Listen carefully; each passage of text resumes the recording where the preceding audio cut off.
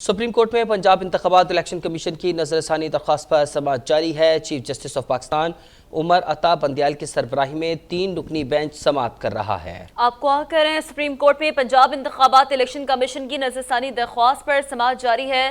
Chief justice Pakistan Umar Ata Bandial की सरबराही में 3 रुकनी bench समाअत कर रहा है। नजरसानी केस और रिव्यू एक्ट एक साथ सुन सकते हैं, ऐसा कहना था चीफ जस्टिस का। चीफ जस्टिस ने अली जफर से इस्तफसार किया कि नजरसानी पर नए कानून पर आपका क्या मौक़िफ़ है। नजरसानी पर नया कानून आइन से मुतसातिम और प्रैक्टिस एंड प्रोसीजर कानून का तसलसल है, ऐसा कहना था अली जफर का। चीफ जस्टिस ने कहा कि हमारे पास नए नजरसानी कानून के ख़िलाफ़ कुछ दरख्वास्तें आई हैं। नजरसानी एक्ट के मामले को किसी स्टेज पर देखना ही है, अटॉर्नी जनरल को नोटिस कर देते हैं। चीफ जस्टिस ने यह भी कहा कि नजरसानी एक्ट पर नोटिस के बाद इंतखाबात के केस एक्ट के तहत बेंच सुनेगा। सुप्रीम कोर्ट जहां पंजाब इंतखाबात के हवाले से आपको अपडेट करें, इलेक्शन कमीशन की नजरसानी दरख्वास्त पर समाअत इस वक्त जारी है। अहमद फवाद से मज़ीद जान लेते हैं। अहमद फवाद हमारे साथ हमारे नुमाइंदे मौजूद हैं। इस हवाले से नाज़रीन को ये भी बताते चलें कि समाअत जो कि मंगल तक के लिए मुलतवी कर दी गई है। नजरसानी के हवाले से आपको आगाह करें कि हमारे पास नए नजरसानी कानून के खिलाफ कुछ दरख्वास्त आई हैं। चीफ जस्टिस की जानिब से ये कहा गया है नजरसानी एक्ट के मामले को किसी स्टेज पर देखना ही है। चीफ जस्टिस की जानिब से ये रिमार्क्स देकर इसी पर मजीद बात करेंगे।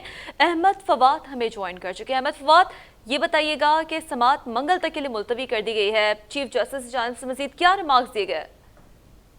जी बिल्कुल, देखें, सुप्रीम कोर्ट ऑफ पाकिस्तान ने पंजाब इलेक्शन नजरसानी केस और रिव्यू एंड जजमेंट कर दिया है और दोनों पर जो समाअत है वो मंगल वाले दिन तक मुलतवी कर दी है।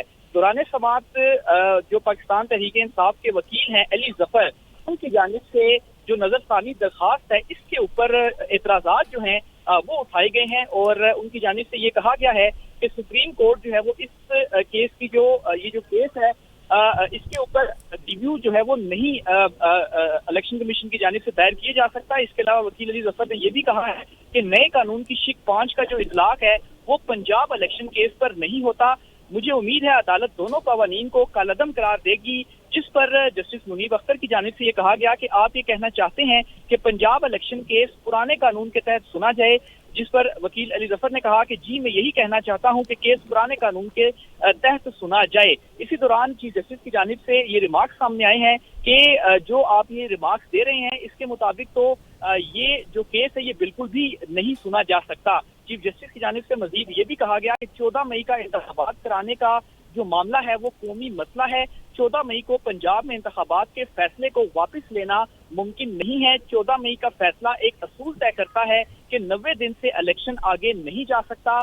हमने इस मामले के ऊपर इलेक्शन कमीशन के वकील से भी ये पूछा कि 9 मई के बाद ऐसी क्या गारंटी है कि 8 अक्टूबर को इलेक्शन हो जाएंगे, लेकिन इलेक्शन कमीशन के वकील की जानिब से हमारे इस सवाल का जो जवाब है वो नहीं दिया गया। चीफ जस्टिस की जानिब से ये भी कहा गया कि आइन एक खूबसूरत दस्तावेज है जिस को हम सब मानते हैं।